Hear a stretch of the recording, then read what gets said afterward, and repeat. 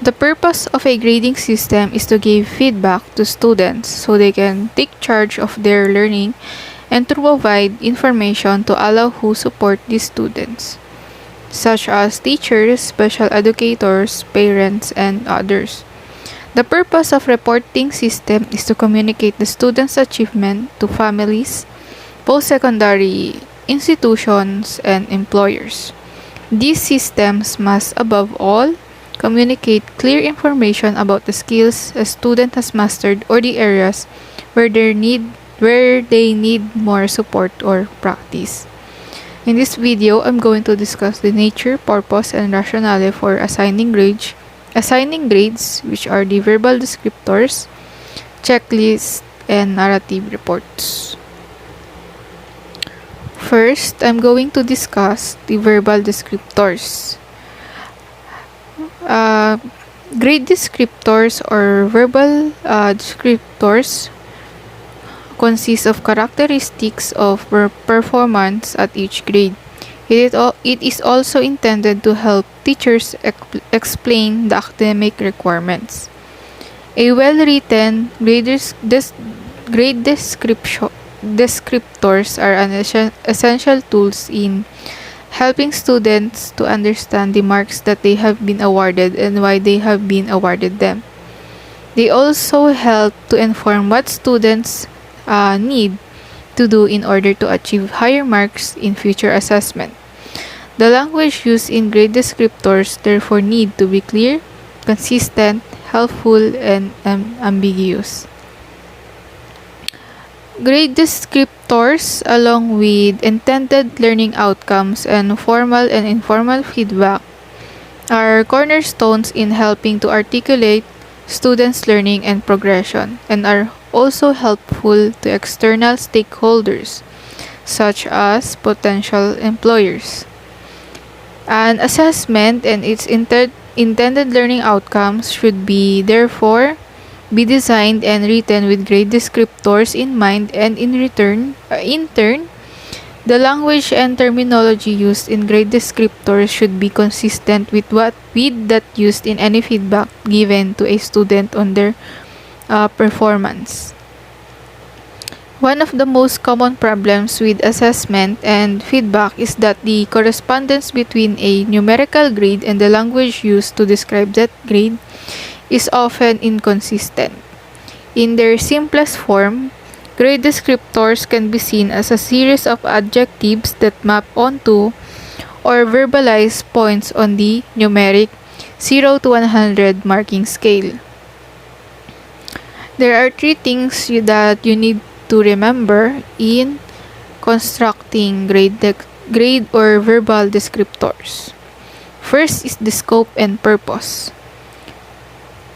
Grade descriptors should be developed for each 10-mark band throughout the full marking range. Should cover all aspects of performance, both areas of strengths and development. Indicate where relevant how performance and achievement is subsequent assessment might be improved. Reflect relevant intended learning outcomes. It should cover skills and capabilities, both generic and professional. Cover content knowledge. Cover both academic and logistical areas. Be broken down either by reference to skill sets and or by the type of activity being assessed. And it should help students to understand and contextualize any feedback received.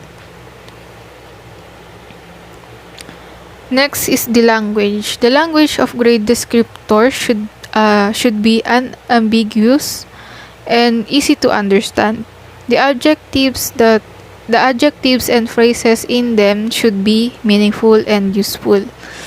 Be consistent, particularly across assessment types and within cognate disciplines, and non-contradictory. It should not include absolute terms at either end of the scale. For example, a perfect or flawless piece of work would imply that it would be impossible for any other to improve upon any aspect of it in any way. It should be linked to the relevant intended learning outcomes. be consistent with that used in any feedback given to students on their performance or output, and it should be normally be linked to the level of study in order to ensure consistency and reflect relative expectation and realistic achievement. And lastly is the dissemination and review. Grade descriptor should be publicized widely and made available to students through inclusion in handbooks and by other appropriate means, including online. It should be implemented as appropriate by subject or discipline specific glossaries that define commonly used terminology. And lastly, it should be discussed in the peer review of teaching. Next is the checklist.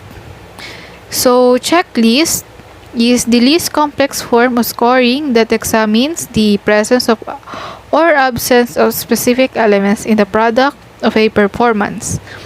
Like a grocery list, a grading checklist contains a series of elements that are required components of an assessment.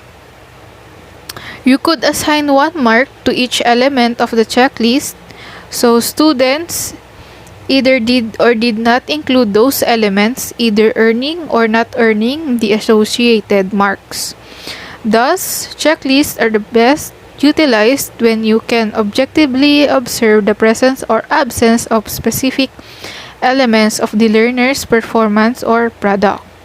It is basically a series of yes or no, present or absent, complete or incomplete judgments. There are many different ways that you can grade students using checklists. You can keep track of the reading progress for a grade. You can create standard checklists to check off when they show you the understand skills. And you can even break it down into smaller skill-based items that you want students to master within a standard. Next is the narrative report.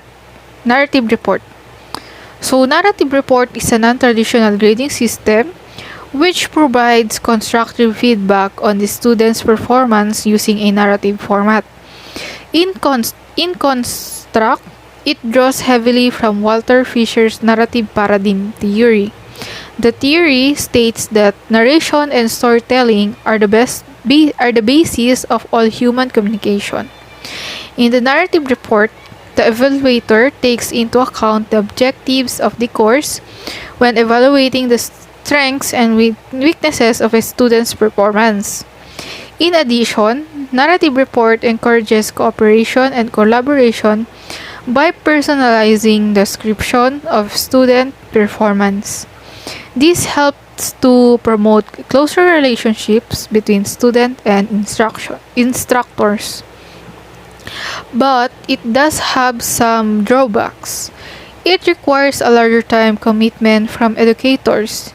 In order to summarize student performance into a narrative, educators are required to keep detailed notes on each performance and provide suggestions on how students can improve in the future.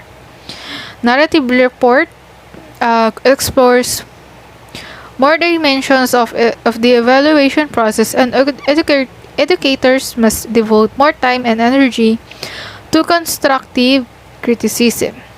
Simply put, narrative reports are more difficult than the simple categorization required in traditional grading systems. Even after providing comments, some institutions force educators to use traditional grading system, allowing a comparison between students using the same grading scale. To sum up my report, so the other methods of assigning grades are verbal descriptors, checklists, and narrative reports. Grading provides students with feedback on their own learning, clarifying for them what they understand, what they don't understand, and where they can improve. Grading also provides feedback to instructors on their students' learning and information that can inform future teaching decisions. So that's all for my presentation. Thank you.